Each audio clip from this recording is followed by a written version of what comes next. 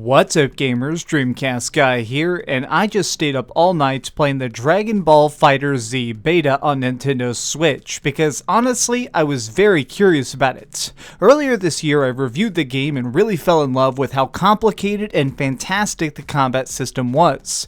This is a fighting game that is very accessible, whether you've played it for 1 hour or 1,000 hours. So I went in this pretty open-minded, and I'm a little bit conflicted. First and foremost, the game is still just as good as it's always been, and actually I was pretty concerned as to how the frame rate would be on Nintendo Switch because this is a little bit weaker hardware, but it's fine. It still seems to be completely smooth, completely graphically awesome, and even cutscenes and intros don't seem like they're being held back at all. In this beta though, I was only able to play it for a short time before the servers completely melted. Most of last night was spent looking at this screen. It was so annoying to look at, but I kept trying my best to log in, and I was able to get in some matches. So the biggest thing that really struck me is I thought that they would have to try and do some sort of graphical downgrade. Something to make it where it would be a little bit lower resolution or something, because this game is rather gorgeous, but they didn't have to do that. You know how I know? Because right now you're watching PlayStation 4 footage, and you probably didn't even notice. It looks identical to Nintendo Switch footage. This is the biggest thing to me that's really awesome, is that they managed to keep all the great graphics, all the great smoothness, all the stuff that made this game work so well visually. But there is one really big drawback, which is I think that the basic Nintendo Switch controller is not at all good for this. Quite frankly, the Joy-Cons suck. I like them for other stuff, but when it comes to a really hardcore fighting game like this, it's just not there. Having no D-pad gives me so few options. So what I ended up doing was switching between several different of my Pro controllers until I found one that had that correct fit. But once I sunk into the rhythm, this really was a fantastic port. I'm definitely going to be buying the full game now because I've gotten to see all the good stuff and all the bad stuff. I do think that there's definitely something really weird about the servers. Now, there definitely seemed to be some sort of weird error that I've repeatedly encountered, which made it where I could not finish off certain combos, or I would have trouble switching characters.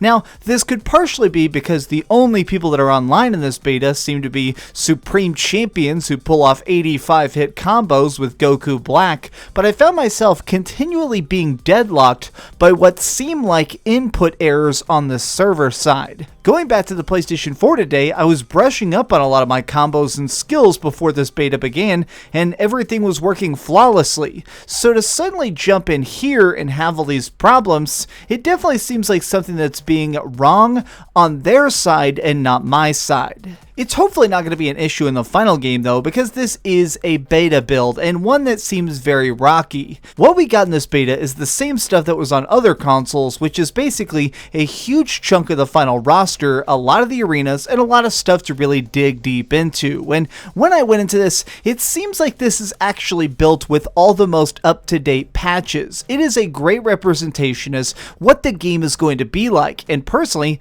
I'm definitely sold on it. For all the awesomeness of it though, I definitely think that the biggest drawback to me is the fact that I don't think I'm ever really going to be able to play this handheld, because just the simple fact that without the D-pad, I'm not going to be able to as easily pull off my specials and connect air combos. So I feel like this, if anything, is more reminding me of the fact that Nintendo very badly needs to release a Joy-Con as soon as possible that gives us legitimate D-pad support. That way every game, even stuff like this, is finally fully compatible in the way we like.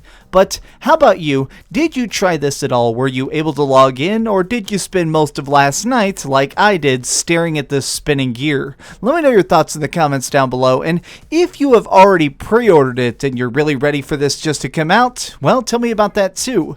Personally, I'm definitely going to be buying it again because I loved it back on the PlayStation 4. In fact, at the end of this video, I'm going to link my original review as the click out. So if you haven't seen my full thoughts of the game, definitely check that out. Thanks so much for watching, gamers. If you enjoyed this little quickie, give it a like, share it with your friends, and subscribe if you haven't already. But do me the biggest favor of all and keep dreaming.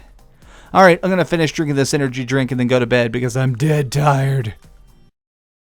Oh, hey, I was just playing a little bit of Grand Theft Auto on my Darth Vader PSP. Are you curious what I'm going to come out with next? Well, if you click this button, you'll be subscribed to be the first to know. Also, if you click over here and here, you can see my latest review and my latest top 10. I promise, it was super good. Or it was really bad and I'm sure you can just make fun of me in the comments. Either way, it'll be a lot of fun. Thanks so much for watching.